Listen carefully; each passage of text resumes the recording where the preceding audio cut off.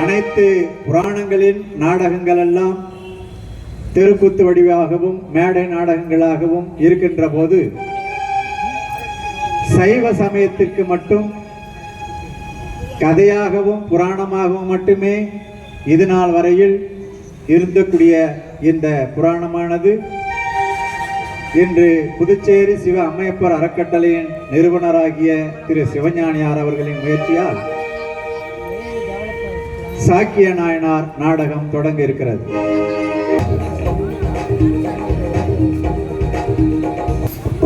ஈசனடி போற்றி, எந்தையடி போற்றி, தேசனடி போற்றி, சிவன் சேவடி போற்றி, நேயத்தி நின்ற நிமலனடி போற்றி, மாய பிறப்பருக்கும் மன்னனடி போற்றி, சீரார் பெருந்துரை நம் தேவனடி போற்றி, ஆராயிங்கும் அளித்துமை போற்றி. ஓம் நம சிவாய. அம்மா, எனக்கு ஒரு ஐயம். என்னடா கண்ணு, சொல்லு. அம்மா, நீங்கள் நெற்றியில் திருநீர் வைப்பதில்லை, ஆனால் சிவனை வணங்குகின்றீர்கள். அதே சமயம் தந்தையுடன் சேர்ந்து புக்தரையும் வணங்குகின்றீர்கள். எனக்கு ஒன்றுமே விளங்கவில்லையே அம்மா. ராமர், கிருஷ்ணர், புத்தர் அனைவருமே மனிதர்களாக பிறந்து தெய்வங்களாக மாறியனவங்க.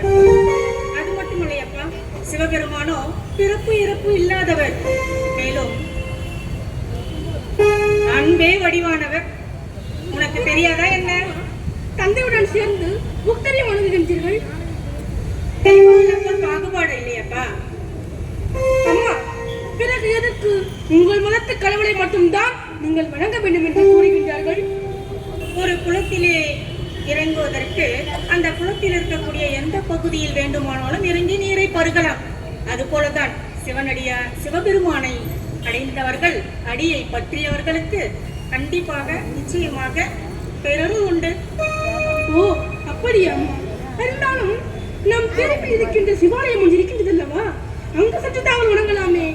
வணங்கலாம், ஆனால் சில மத பெரியர்கள் இருக்கிறார்கள் அல்லவா, அவர்கள் கேலியும் கிண்டலும் செய்வார்களே கண்ணு. அம்மா, நான் சிவனை வணங்கலாமா? இப்பொழுது வேண்டாம் அப்பா, நான் நம் தந்தையை சார்ந்திருக்கிறோம்.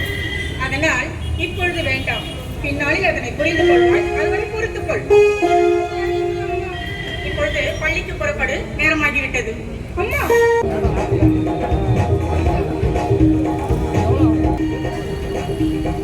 டேய் சாக்கியா, என்னடா குரு உட்கார்ந்தபடியே தூங்குறாரு.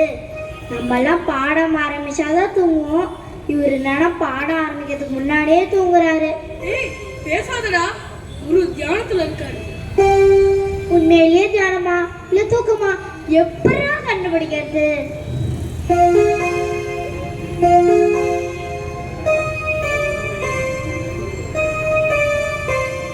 சரியா சொன்னடா நீ. நான் என்னடா சொன்னேன்? நீ இப்ப எதுவும் சொல்லாதடா. நான் எப்பவும் எதுவும் சொல்லலையே. நீ எப்பவும் எதுவும் சொல்லாதடா. டேய், எனக்கு ஒரு ஆசைடா. என்னடா? குருநாதர் உட்கார இருக்கையில உட்காரணும்னு ரொம்ப நாளா ஆசை. ஆனா அதுக்கு முதல்ல குரு தியானத்துல இருக்காரா தூக்கத்துல இருக்காரான்னு பாப்பாங்க. வேணாண்டா, சொன்னா கேளு. வேணாம். ஐயோ அம்மா. குருவே, இவன் எப்பொழுதும் ஏதாவது ரொம்ப செய்து மாட்டிக்கொள்கிறான். எனக்கு மட்டும் என்ன அந்த துன்பமோ? துன்பங்கள் எல்லாம் ஆசைக்கு காரணம். குருவே, அப்படி என்றால் அனைத்து துன்பத்திற்கும் ஆசைதான் காரணமா? ஆமா. அப்ப எனக்கு பசி எடுத்தா கூட நான் சாப்பிடணும்னு நினைக்க கூடாதா குரு? சாப்பிடுவது தவறில்லை, சாப்பிட்ட பிறகு பேராசைப்படுவதுதான் தவறு. குருவே, இவன் எவ்வளவு செய்தும் நீங்கள் அவனை விருத்ததே இல்லையே, ஏன்? அவன் என்னுடைய நண்பன். அப்போ எனக்கு குஷி தான். ஆனந்தா, இங்க வா. துன்பத்திற்கு காரணம் இதுதான்.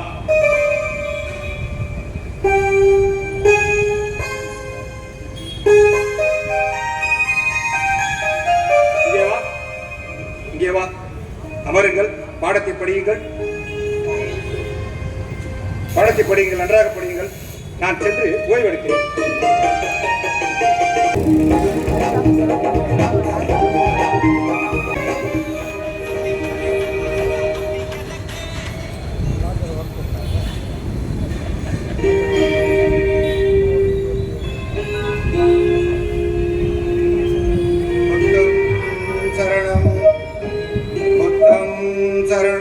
கச்சாமி தர்மம் சரணம் கச்சாமி சங்கம் சரணம் கச்சாமி.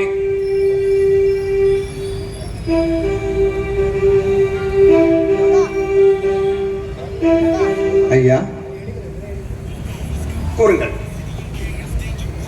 நாம் எவ்வளவுதான் எச்சரிக்கையாக இருந்தாலும் துன்பம் நம்மை வந்து அடைந்து கொண்டே இருக்கிறது. இந்த துன்பத்தில் இருந்து நீங்குவதற்கு ஏதேனும் வழி இருக்கிறதுங்களா? மார்க்கங்கள் நிறைய உண்டு. நான் சொல்வதை கேள் சிஷ்யா. சொல்லுங்கள் ஐயா. நல்ல எண்ணத்தோடு நல்ல செய்களை செய்யும் போது நமக்கு எந்த தவறுகளும் வராது. கேள்வி கேட்க ஆரம்பிச்சிட்டோம்னா இனிமேல் வேண்டியதுதான். ஐயா, இறைவனை வணங்கினால் துன்பம் போய்விடுமா? கட்டாயமாக போய்விடும். இறைவனை வணங்குவதற்கு பல முறைகள் உண்டு. அந்த முறைகளை நீங்கள் ஒழுங்காக கடைபிடித்தால் நிச்சயமாக உங்களுக்கு வழி உண்டு. ஐயா வணக்கம். எல்லா உயிரினங்களும் துன்பத்திலிருந்து விடுபடுவதற்கு நம்முடைய குருநாதர் ஏதாவது சொல்லியிருக்கிறாரா? மார்க்கங்கள் உண்டு. என்னுடைய குருநாதர் வழியை நானும் பின்பற்றுகிறேன். அவர் சொன்னதை உங்களுக்கு போதிக்கிறேன். நல்லொழுக்கம், தியானம், நல்ல பண்பாடுகள் வைத்திருந்தால் நீங்கள் எல்லோரும் இறைவனை நாடலாம். சின்ன குழந்தை, நீங்க துன்பமே ஆசையே துன்பத்திற்கு காரணம் என்று சொல்கிறீர்கள். அது அவருடைய பிறவி. குழந்தைகள் பிறக்கும் போதே அடிபட்டு துன்பப்படுகிறது, நோய்வாய்ப்பட்டு துன்பப்படுகிறது. அந்த குழந்தைக்கு ஏது ஆசை? அத்தனை கேள்வி தாண்டா கேட்ப. மணியாகுதுடா, பசிக்குதுடா எனக்கு. உனக்கு பசியோட கொடுமை, எனக்கு அறிவின் தேடல். குருவிடம் கேட்காமல் வேறு யாரிடம் கேட்க முடியும்? கூறுங்கள் சிஷ்யா. ஐயா, இதற்கான விடை நான் மேலும் பெற வேண்டுமானால் எங்கே பெறலாம்? என்னுடைய குருநாதரிடம் சென்று நீங்கள் உபதேசம் பெற்றால் அனைத்து நிகழ்வுகளும் கிடைக்கும். நன்றி ஐயா. புத்தம் சரணம் கச்சாமி, தர்மம் சரணம் கச்சாமி, சங்கம் சரணம் கச்சாமி.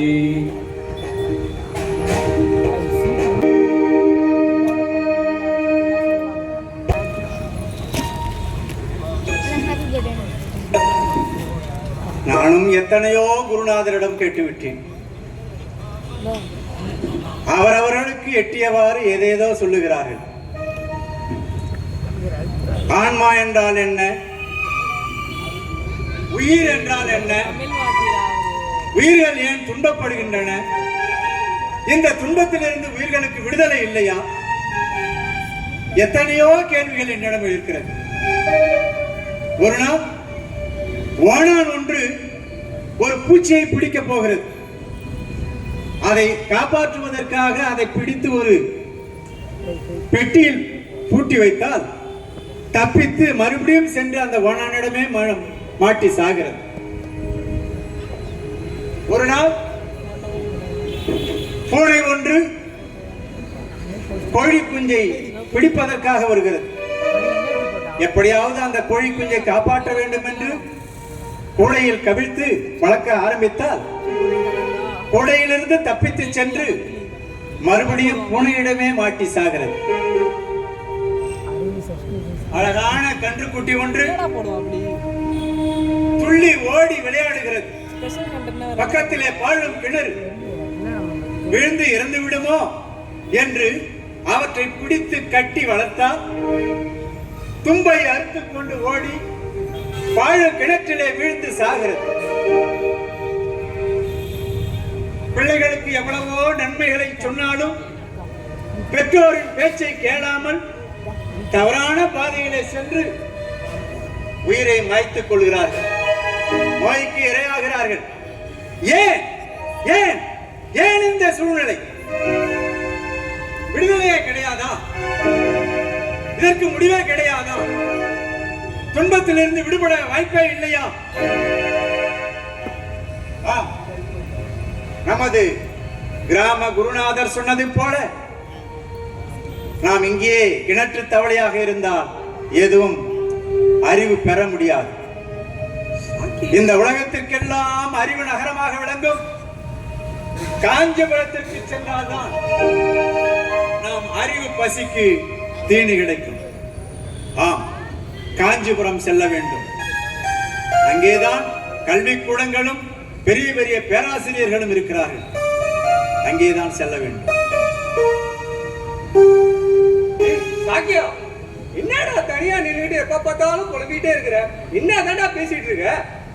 என்னுடைய வருத்தம் எனக்கு, உன்னுடைய வருத்தம் உனக்கு. நான் நம்முடைய புத்த குருநாதர் சொன்னது போல என்னுடைய அறிவை விரிவை செய்ய வேண்டுமானால் காஞ்சிபுரம் செல்லலாம் என்று இருக்கின்றேன்.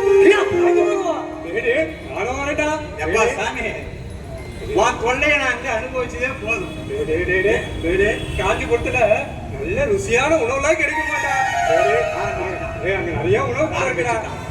நீ விட்டுறாதா? உனக்கு சாப்பாட்டு விஷயம், எனக்கு ஞான விஷயம். எனக்கு ஞானம் வேணும், நான் தேட போனா உனக்கு சாப்பாடு வேணும்னு நான் கூட வர. உன்னை விட்டுட்டு போனாலும் நீ சும்மா இருக்க மாட்ட. வா, இதையும் அனுபவிக்க வேணும்னா நான் என்ன பண்ண முடியும்? காஞ்சிபுரம் போவோம், வா.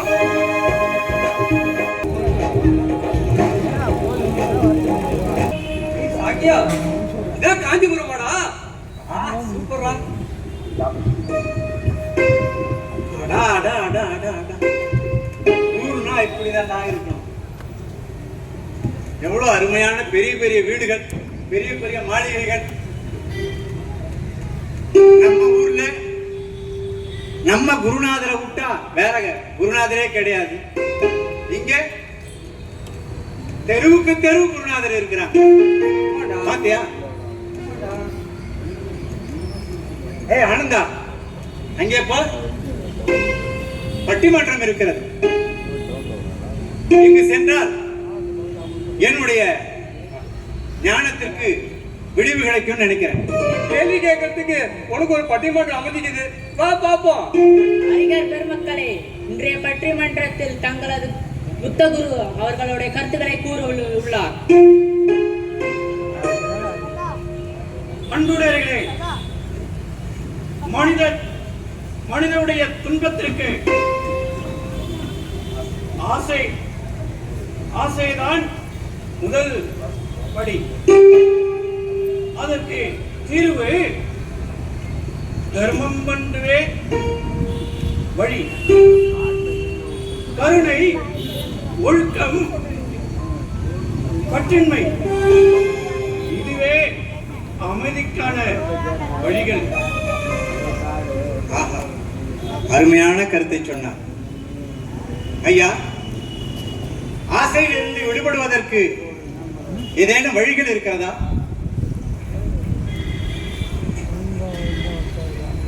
கேள்வி கேட்டால் தீர்வு கிடைக்கும். ஏய் சாக்கியா, நீ கேள்வி கேட்கிற நேரம் வந்துருச்சு, அவர்கிட்ட கேள்வி கேள்றா. ஐயா, ஆசையே துன்பத்திற்கு காரணம் சொல்கிறீங்க. நம்முடைய ஆன்மாவுக்கு அழிவு இருக்கிறதா? இறைவனை வணங்கினால் துன்பம் நீங்குமா? நிச்சயமாக. நம் ஆன்மாவை வழிபட்டால் துன்பத்திலிருந்து இன்பமாக வாழ்வதற்கு அதுவே வழியாக இருக்கும். புத்த குருவே, எனக்கு ஏதேனும் ஐயம் ஏற்பட்டால் வேற்று சமய அறிஞர்களிடம் நான் கேட்கலாமா? கேட்கலாம், தடை எதுவும் இல்லை. ஆனால் அது அன்போடு கேட்க வேண்டும். ஐயா, நானும் பணிவா அன்பா கேக்குறேன், இங்க எங்க நல்ல சாப்பாடு கிடைக்கும்னு சொல்றீங்களா? ஆரம்பிச்சிட்டான்.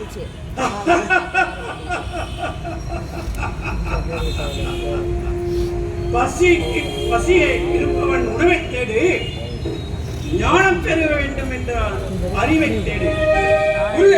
இரண்டையும் தேடுகிறவன் நான் தான். அது இங்கு நன்றாக கிடைக்கும்.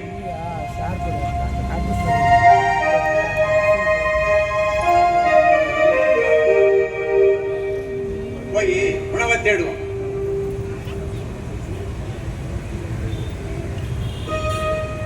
அடுத்ததாக நமது சைவ சமயத்தில் உள்ள அறிஞர் கூறுவார்.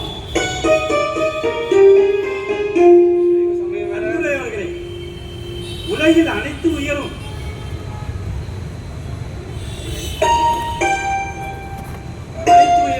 சந்தோஷத்தையே விரும்புகின்றன, துன்பத்தை வெறுக்கின்றன. ஆனால் துன்பத்திலிருந்து நிலையாக விடுபடும் மார்க்கமே ஆன்மீக வழி. நான் எதிர்பார்த்தது இதைத்தான் நான் எதிர்பார்த்த கருத்துக்களை இந்த ஐயா சொல்லுகின்றார். ஐயா, ஆன்மாவிற்கு அழிவு இருக்கிறதா? ஆன்மாவிற்கு அழிவு கிடையாது. அதற்கு முன்னாடி சைவ சித்தாந்த கருத்துக்களை, ஒரு சில கருத்துக்களை சொல்லுங்கள். சொல்லுங்கள் ஐயா. சைவ சித்தாந்தம் 3 கருத்துக்களை வலியுறுத்துகிறது: பதி, பசு, பாசம். பசுவா? பசுனா மாடு தானே ஐயா? எங்க வீட்டுல மாடு இருக்குயா, இப்பதான் கட்டி போட்டு வந்தேன். மாடே, இங்கே பசு என்றால் மாடு அல்ல, ஆன்மா. அப்படியா? நீங்க மாட்டுக்கு பாடம் எடுக்க போறீங்கன்னு நினைச்சேன் நானு. ஐயா, பசு என்றால் உயிரினின் எழில், பாசம் என்பது என்ன ஐயா? ஆணவம், பேராசை, கர்மம், இவை எல்லாம் கட்டுகள். அவை உயிர்களை மயக்கி துன்பத்திலேயே உழ செய்கின்றன. நாம் எவ்வளவுதான் சொன்னாலும் நல்வழிப்படுத்தினாலும் மாயைகள் இந்த ஆன்மாக்களை துன்பத்திலேயே உழ செய்கின்றன. ஆன்மாக்கள் அவற்றிலேயே உழன்று பலியாகி துன்பத்திலேயே உழண்டு கொண்டிருக்கின்றன. ஐயா, அப்ப என் வயிற்று பசி இருக்குது, அப்புறம் அதுவும் பாசம் தானா? இல்லை மகனே, அது வயிற்று பசி சாதாரணது. ஆனால் உண்மையான அறிவு தேடலே பாசம்.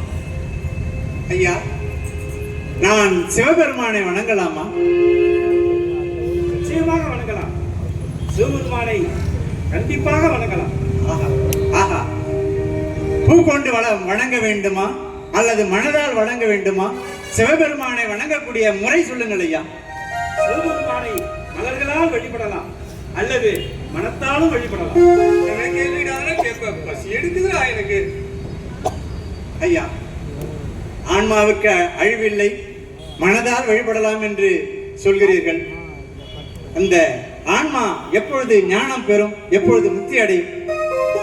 அந்த ஆன்மா ஆணவத்தை நீக்கினால், இறையருளால் இறைவனை சிந்திக்கக்கூடிய நிலை ஏற்படும். அதுவே முக்தி. ஆஹா ஆஹா, அருமை அருமை. ஐயா, உங்களுக்கு வணக்கம். ஐயா, சீக்கிரம் வணக்குங்களே.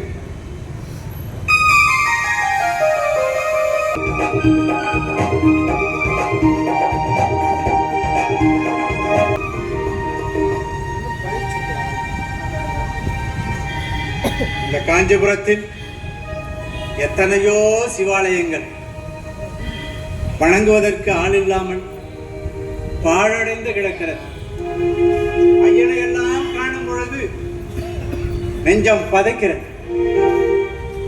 பாழாய் போன இந்த புத்த நெறியிலே நான் பிறந்துவிட்டு சிவபெருமானை வணங்குவதற்கு முடியாமல், புத்த நெறியையும் பின்பற்ற முடியாமல் தவித்துக் கொண்டிருக்கின்றேன். அதோ ஒரு சிவலிங்கம் பாழடைந்து கிடக்கிறது. இதிலே நாம் சிவபெருமானை வணங்குவோம்.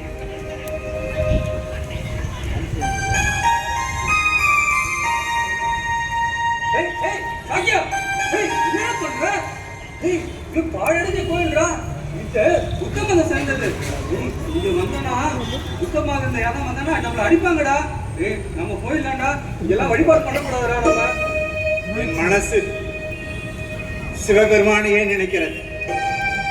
அவரை வணங்க வேண்டும். அவரை இந்த பூக்களால் தூவி வழிபாடு செய்ய வேண்டும். இந்த ஆலயத்தை எல்லாம் தூய்மை செய்ய வேண்டும். என்னென்னவோ நினைக்கிறது. இந்த ஆலயம் பாழடைந்து கிடக்கிறது. சாமி ஒரு பக்கம் சாய்ந்து கிடக்கிறார். அவற்றையெல்லாம் நிமித்தி வழிபாட்டுக்கு கொண்டு வந்து இறைவனை கொண்டாட வேண்டும் என்று நினைக்கிறது. நீ தடுத்தால் நான் விடமாட்டேன். ஒரே ஒரு முறை சாமிக்கு இந்த பூவை வைத்து விட்டு வந்து விடுகிறேன். வைக்க கூடாதுடா. இங்க மத புரோகர்கள் அதிகமா இருக்காங்கடா. நீங்க பண்ணக்கூடாது. என்ன பேச்சு சாமி, கையில் என்ன மலரா? சாமிக்கு ஒரு முறை இந்த மலரை சிவபெருமானுக்கு சூடலாம் என்று நினைக்கிறேன். இப்படி போ. ஐயா, நாங்களும் புத்த சமயத்தை சார்ந்தவங்க தான். நாங்க என் நண்பன் தான். மன்னிச்சிருங்க ஐயா. நாங்க குயிலையா ஒரே ஒரு முறை இந்த மலரை சாமிக்கு வைத்து விடுகிறேன். இறைவனுக்கு வைத்து விடுகிறேன். நீங்கள் இப்படியெல்லாம் செய்யக்கூடாது. ஒவ்வொரு முறையும் நீங்கள் இங்கேதான் வந்து சாமி கும்பிடக்கூடாது. கல்லால் தான் அடிக்க வேண்டும். புரியுங்களா? நம்மை படைத்த இறைவனை கல்லால் அடிப்பதா? என்ன கூறுகிறீர்கள்? நம் புத்த குருப்படி நீங்கள் வந்து யாரும் சிவனை வழிபடக்கூடாது. புரிகிறதா? முதல்ல வெளியே போங்க. அப்ப இந்த மலரை சுவாமிக்கு சாத்தவே முடியாதா? முடியாது. நீங்கள் வெளியே கிளம்புங்கள். நம்ம புத்த பாதப்படி நீங்கள் இங்கே வரவே கூடாது. மன்னிச்சிருங்க ஐயா. ஆக்கிடா. ஆனா நம்ம போயிடலாம்டா. ஊருக்கு போயிடலாம்டா. அம்மா தேடுவாங்கடா நம்மள. என் மனது ஒத்துக்கொள்ளவில்லை.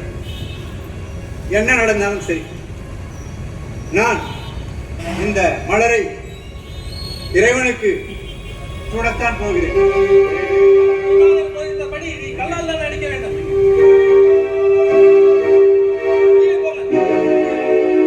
ஐயா, இந்த மலரை மட்டும் போட்டு விடுகிறேன் ஐயா. போடக்கூடாது. வெளியே கிளம்பு. வெறும் மலரை மட்டும் போட்டு விடுகிறேன்.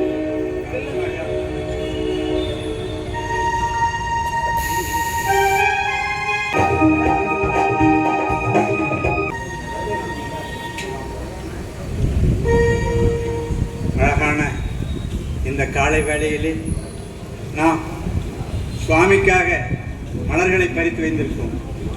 இன்று எப்படியாகிலும் சுவாமியை வழிபடாமல் போகக்கூடாது. அந்த ஆலயத்தை மெழுக்கிட்டு நீர் தெளித்து பெருக்கி என்னுடைய ஆசை போல அந்த ஆலயத்தை நான் வணங்க வேண்டும். இப்பொழுது அந்த முருடன் வரமாட்டான் என்று நினைக்கிறேன். பார்ப்போம். ஓம் நம சிவாய. ஏய், இல்லா. நீ வருவாய் என்று எனக்கு நேற்று தெரியும். உன்னை என்ன சொன்ன? வரக்கூடாதுன்னு சொன்னல. ஏன் வந்தாய்? வெளியே செல். ஐயா, இந்த மலரை மட்டும் சுவாமிக்கு அணிந்து விடுகிறேன். இந்த மலரால் நீ வணங்கக்கூடாது. கல்லால் அடித்துதான் வணங்க வேண்டும். நம்மை படைத்த இறைவனை கல்லால் அடித்து வணங்குவதா? ஆமா. என் மனம் ஒப்பவில்லை. நீ இப்படி சொன்னால் தீர வேண்டும். விடா. போடா, வெளியே போ. போடா, வெளியே. இது என்ன அபத்தமாக இருக்கிறது?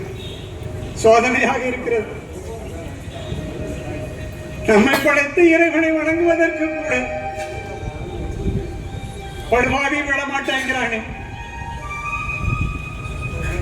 ஒருவேளை அந்த புத்த குரு சொன்னதைப் போல நான் இறைவனை எப்படி வணங்க வேண்டும் என்று என் குருநாதரிடம் கேட்டபோது உனக்கு உணர்த்தப்படும் என்று சொன்னார்.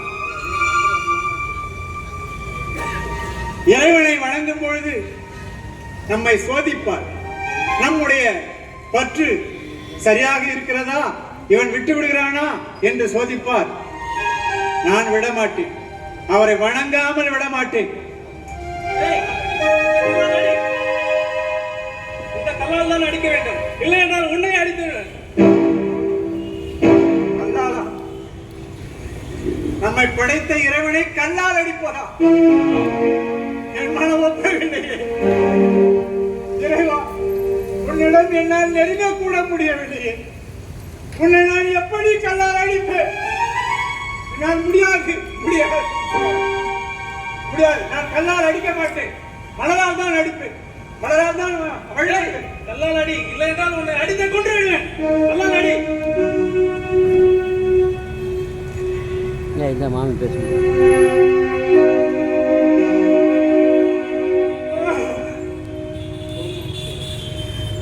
ஓம் நமச்சிவாய.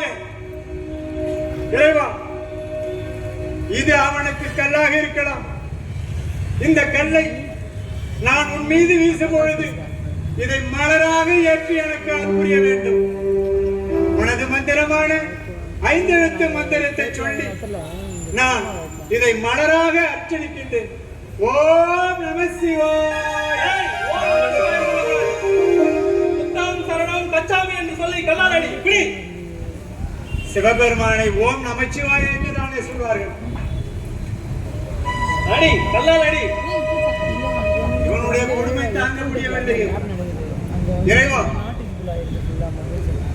வெளியிலே இருப்பவர்கள் யார் என்ன நினைத்தாலும் உள்ளத்தால் நான் உன்னை வணங்குகிறேன். என்னுடைய அன்பு உண்மை, என்னுடைய பக்தி உண்மை. நான் வெளியிலே சொல்வதெல்லாம் சொல்லாக இருக்கட்டும், வெளியிலே பார்ப்பதெல்லாம் கல்லாக இருக்கட்டும், ஆனால் உன்னை வணங்குவது மலர் என்று ஏற்றுக்கொள். ஓம் நமச்சிவாய. புத்தம் சரணம் கச்சாமி. நீ சிவனே இல்லை, நீ சிவனே இல்லை. போதுமாடா, போதுமாடா. கல்லால் அடிப்பது போதுமா? சிவனே இல்லை, சிவனே இல்லை. புத்தம் சரணம் கச்சாமி, புத்தம் சரணம் கச்சாமி, புத்தம் சரணம் கச்சாமி. ஓம் நமச்சிவாய. இப்போ தெரிகிறதா? ஓம் இன்னும் நமச்சிவாய. தினமும் நீ வந்து கல்லால் அடிக்க வேண்டும். இல்லை என்றால் உன்னை வீடு தேடி வந்து உன்னை அடிப்பேன். புரிகிறதா? நான் இனி ஒவ்வொரு நாளும் வருவேன். சிவபெருமானை வணங்குவேன். வணங்காமல் விடமாட்டேன்.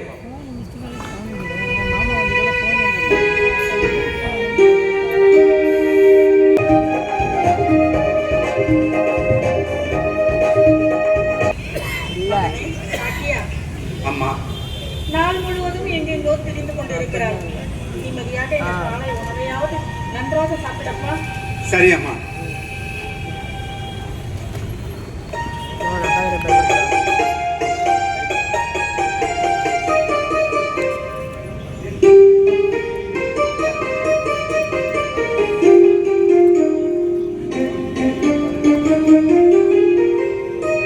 சிவபெருமானை வணங்குவதற்கு மறந்து விட்டேனே.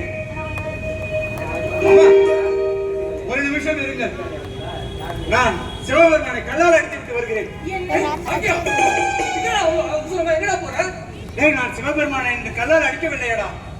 பாழாய் போன வயிற்றுக்கு ஆசைப்பட்டு நான் உணவு பண்ண வந்து விட்டேனடா. என்னை விடு. ரசி போ. ஆனந்தா, சொல்லுங்கம்மா. இப்பொழுது அவன் என்ன கூறினான்? நீயும் அவனை விட்டு விட்டாய். ஏதோ சிவனை கல்லால் அடிக்கப் போவதாக கூறிவிட்டு செல்கிறானே. அம்மா, நம்ம ஊர் பக்கத்து ஊர்ல பாழடைஞ்ச சிவன் கோயில் இருக்கு. ஒரு நாள் நானும் சாக்கியனும் அந்த கோயில் பக்கம் போனோம். அப்ப சாக்கியன் பூ வச்சு ஓம் நமச்சிவாய என்று மந்திரம் சொல்லி வழிபாடு பண்ணாமா. அப்ப அந்த ஊர்ல ஒரு மகடம் வந்தாமா. வந்து, ஏய், இனிமேலு சாமிக்கு பூ வைக்க கூடாது, கல்லால தான் அடிக்கணும் அப்படின்னு சொல்லிட்டு போனாமா. அப்படி சொன்னதுல இருந்து நம்ம சாக்கிய எப்ப பார்த்தாலும் டெய்லி கல்லால் அடிச்சுட்டு வராமா லிங்கத்தை. ஆமா ஆமாம் அம்மா, நானும் கேட்டேன். என்ன இது என்ன கொடுமை? என் மகன் நான் வணங்கும் சிவலிங்கத்தை கல்லால் அடிக்கிறானோ? அம்மா, இன்று ஒரு நாள் மட்டும் இல்ல, பல நாட்களாக இப்படி செய்து கொண்டிருக்கிறான். தினந்தோறும் கல்லால் அடித்து விட்டு தான் வருகிறான். என்ன ஆனந்தா, இது பல நாட்களாக நடைபெறுகிறது என்று எனக்கு தெரியவே தெரியாதே அப்பா. அம்மா, என்ன சொல்கிறாய்? நம் ஊரெல்லாம் பேசிக் கொண்டிருக்கிறார்கள். சாக்கியன் போய் தினமும் கல்லால் அடிக்கிறான் லிங்கத்தை அப்படி என்று பேசுறாங்க. உங்களுக்கு எப்படிமா தெரியாம போச்சு? சிவ துரோகமாச்சே அப்பா. ஆனந்தா, இதை இப்படியே விட்டு விடக்கூடாதப்பா. ஏதாவது செய்.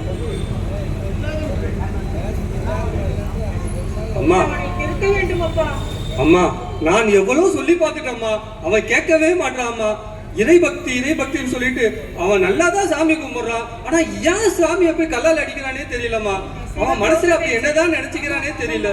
இந்த சிவ துரோகத்தை செய்ய அவனை விடக்கூடாது கண்ணே. அம்மா இதுக்கு நான் சொன்னா அவன் கேட்க மாட்டாம்மா. அம்மா நீங்க வாங்கம்மா, உங்க அன்பால நீங்க சொன்னா மட்டும் தான் கேட்பான். நம்ம போயிட்டு அவனை போய் கேட்டுட்டு வரலாம். வாங்கம்மா. நிச்சயம் திருத்தலாம் அப்பா. வா செல்லலாம். வாங்க மாமா, போய் கேட்கலாம்.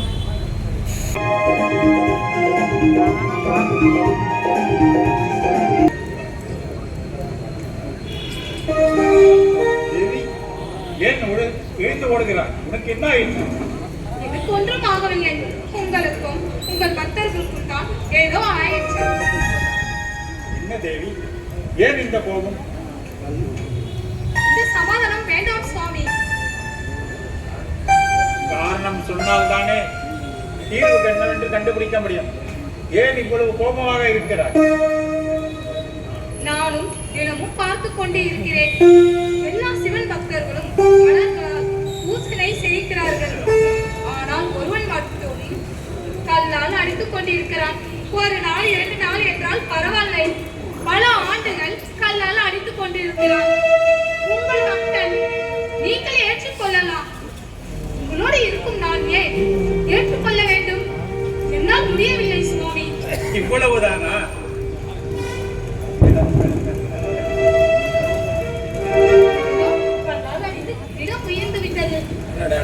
என்ன இவ்வளவுதானா என்று கூறுகிறீர்கள்?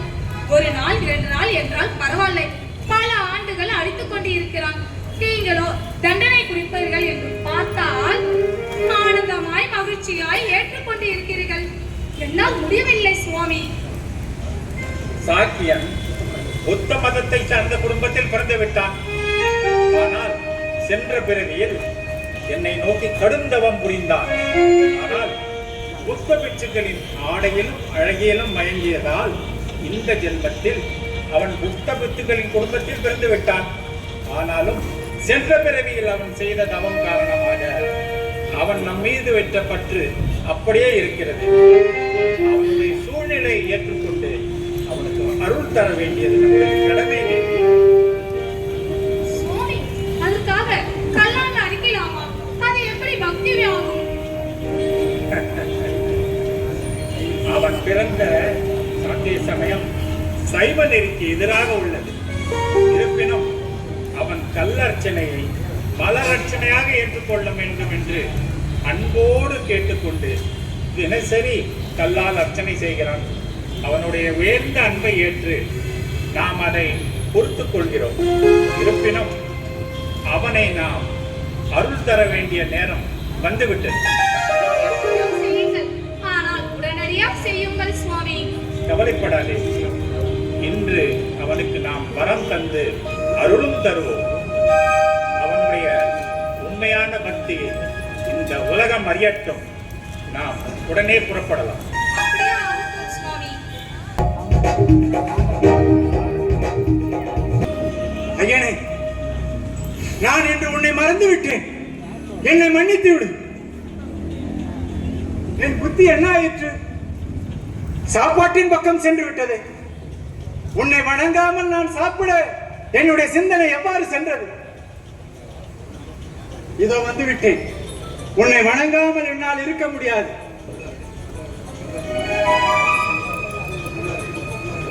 புத்தம் சரணம் கச்சாமி. நீ சிவனே இல்லை, நீ சிவனே இல்லை. தர்மம் சரணம் கச்சாமி. நீ சிவனே இல்லை. சங்கம் சரணம் கச்சாமி. நான் என்ன செய்ய? எத்தனை ஆண்டுகள், எத்தனை நாட்கள் இந்த மூடர்களுக்கு பயந்து உன்னை கல்லால் அடித்து வணங்குவது? என்னுடைய குருநாதர் சொன்னார், தூய அன்பு ஒன்றே போதும் சிவபெருமானை வணங்குவதற்கு என்று. ஊருக்கெல்லாம் கல்லால் அடித்தாலும் நான் உன்னை மலராக அல்லவா வணங்குகிறேன். அப்போ என்னுடைய பக்தியில் குறை இருக்கிறதா? என்னுடைய அன்பில் குறை இருக்கிறதா? நான் வணங்குவதில் தவறு இருக்கிறதா? இருக்கிறதா? இல்லை, உன்னை கல்லால் அடித்து நீயும் கல்லாக மாறினாயா? எனக்கு இன்று ஒரு உண்மை தெரிந்தாக வேண்டும். நீ உண்மையிலே நான் வணங்கும் இறைவன் என்றால் எனக்கு இந்நேரம் அறிந்திருக்க வேண்டுமே. ஏன் ஏன் ஏன் உன்னை அன்பால் வணங்க கூடாது? அவர்களைப் போல கல் மனதால் நானும் கல்லால் அடிக்கின்றேன்.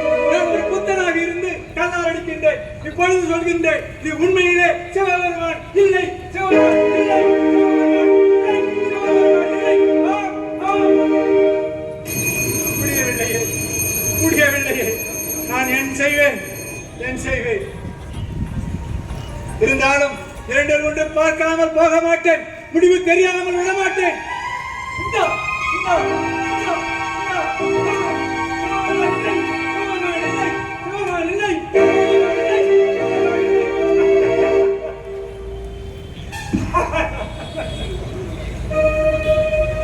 சாக்கியா, எழுந்திரு. சாக்கியா,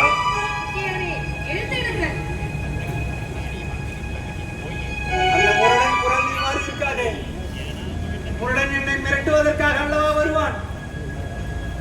வேறு மாதிரி குரல் தெரிகிறது.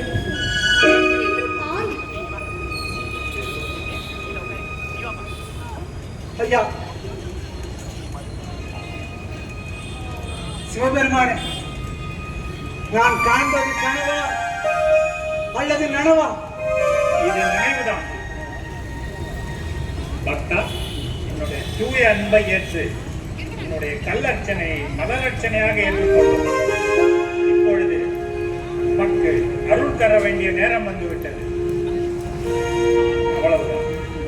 ஐயா, என்னுடைய அன்பை ஏற்று எனக்கு அன்புரிந்தீர்கள். போற்றுவோம் நமச்சிவாய, போற்றுவோம் நமச்சிவாய, போற்றுவோம் நமச்சிவாய. காரணம் அந்த புத்த முருடன் தான். அவன் மட்டும் இல்லை என்றால் நான் தங்களை வணங்கி இருக்க முடியாது.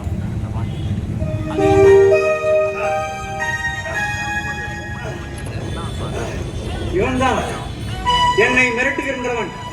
இன்று இவனுக்கு என்ன ஆயிற்று?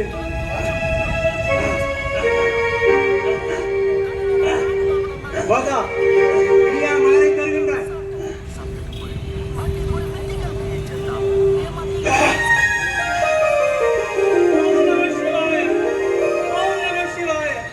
ஓம் நம சிவாய, ஓம் நம சிவாய, ஓம் நம சிவாய. நான் சாமி பேரை சொல்லி வணங்கலாமா? ஓம் நம சிவாய, ஓம் நமச்சிவாய, ஓம் நமச்சிவாய, ஓம் நமச்சிவாய, ஓம் நமச்சிவாய. என்னுடைய பிறவி துன்பமெல்லாம் நீங்கியது. நான் பிறந்ததற்கான பேறு பெற்றேன். இறைவா, உமக்கு நன்றி. சாக்கியா, நான் உனக்கு எவ்வளவோ தொந்தரவு செய்து விட்டேன். ஆனால் நீ என் மேல் மிகுந்த மகிழ்ச்சி அடைந்தாய். உன்னால் சிவபெருமான் உனக்கு காட்சி அளித்தார்.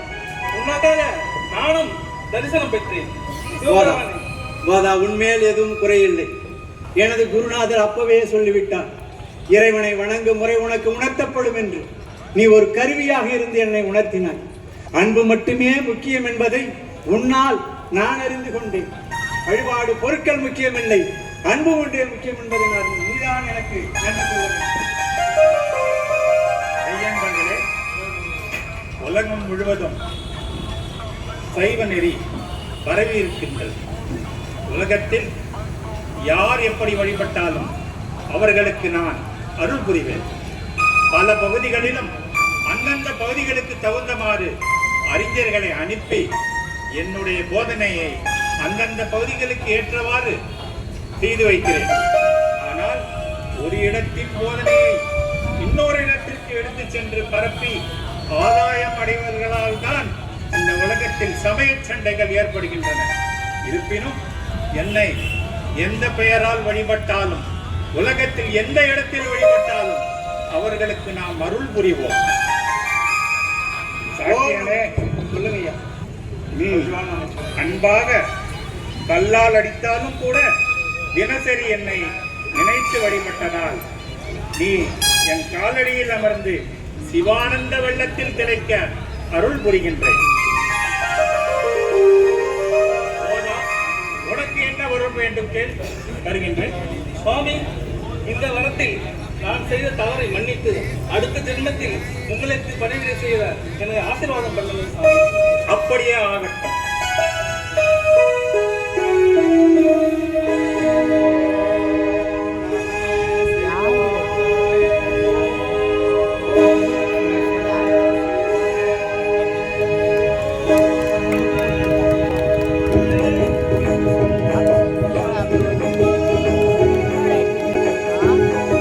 வான்மகிழ் வளாது பெய்க, மலிவளம் சுரக்க, மன்னன் கோன்முறை அரசு செய்க, குறைவிலார் ஊர்கள் வாழ்க, நான்மறை அறங்கள் ஓங்க, நற்றவம் வேள்வி மல்க, மேன்மைகொள் சைவ நீதி விளங்குக உலகமெல்லாம்.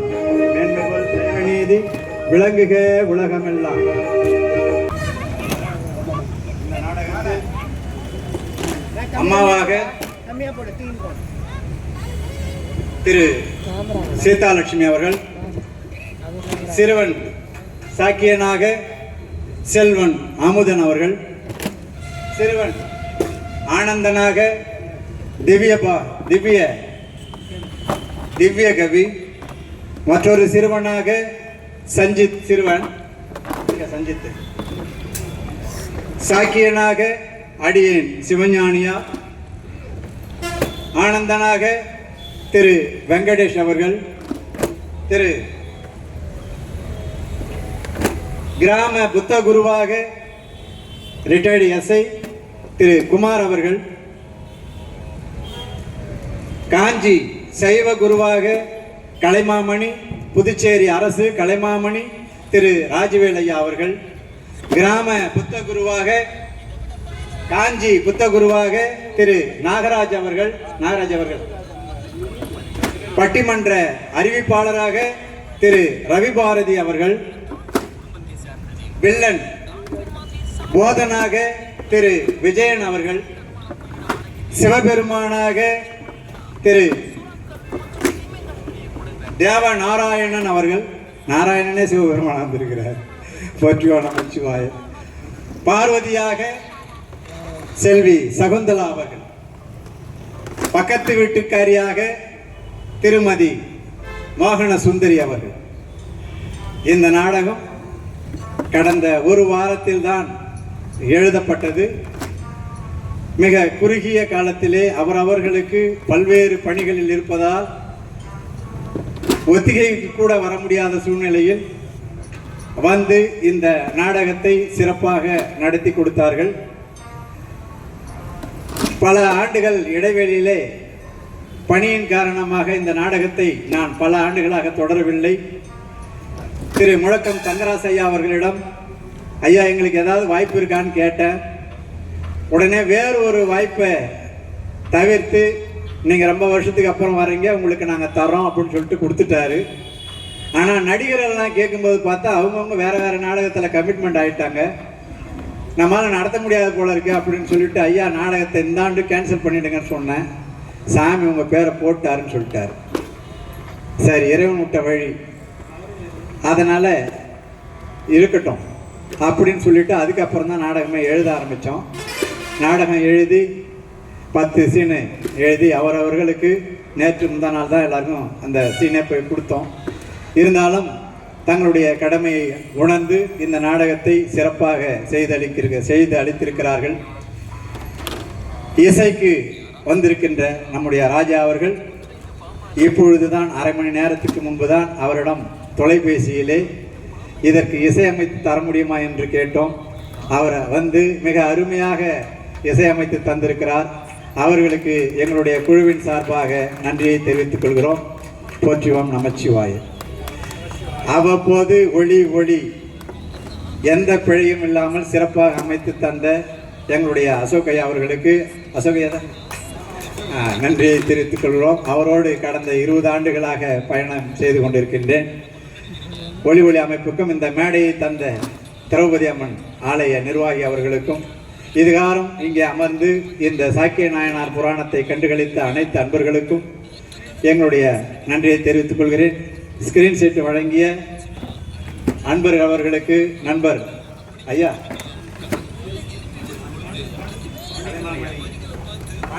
ஐயா அவர்கள் எங்களுடைய கலை குருநாதர், புதுச்சேரி கலை குடும்பத்துக்கே குருநாதர் அவர் தான். அவருடைய இந்த சீன் செட்டுக்கு எனக்கு அவர் இந்த இடத்துல எனக்கு சீன் வழங்குவதற்கு வாய்ப்பு கிடைச்சிருக்கிறது. நான் ஒரு பெரிய பேராக நினைக்கிறேன். அவருக்கு அவருடைய குழுக்களுக்கும் என்னுடைய நன்றியை தெரிவித்துக் கொள்கிறேன். அவருடைய ஆசையினாலே இந்த ஏசிடி கலைக்குழுவானது புதுச்சேரியில் இன்னும் நல்ல பயிற்சியோடு மிக சிறப்பான நாடகங்களை நாங்கள் நடத்த வேண்டும். எங்களுக்கு அவருடைய ஆசீர்வாதம் எங்களுக்கு வேண்டும், இறைவனுடைய திருவருளும் எங்களுக்கு வேண்டும் என்று இந்த சமயத்திலே எங்களுடைய வேண்டுதலை வைத்து அனைத்து அன்பர்களுக்கும் நன்றியை தெரிவித்துக் கொள்கிறோம். போற்றி ஓம் நமச்சிவாய. ஓம் நமச்சிவாய வாழ்க.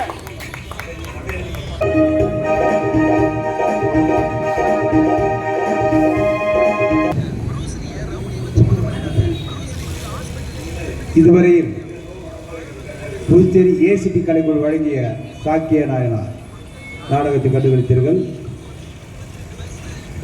இந்த நாடகம் அவர் சொன்னது போல ஒரு 6-7 நாட்களுக்குள்ளாக உருவாக்கப்பட்டது. தொடர்ந்து எங்களுடைய போட்டியில் கலந்து கொண்டிருக்கிறார். இடையில் ஒரு 2 ஆண்டுகள் வரவில்லை. திடீரென்று கேட்கும்போது வெளியூர் நாடகத்தை தவிர்த்து அவருக்கு இந்த வாய்ப்பு வழங்கினோம். நாங்கள் கேட்டுக்கொண்டதுக்கு இணங்கி நாடகத்தை நடத்தி கொடுத்த சிவஞானியார் அவர்களுக்கும் அவர் குழுவினருக்கும் இந்த நேரத்தில் நன்றி தெரிவித்துக் கொள்கின்றோம்.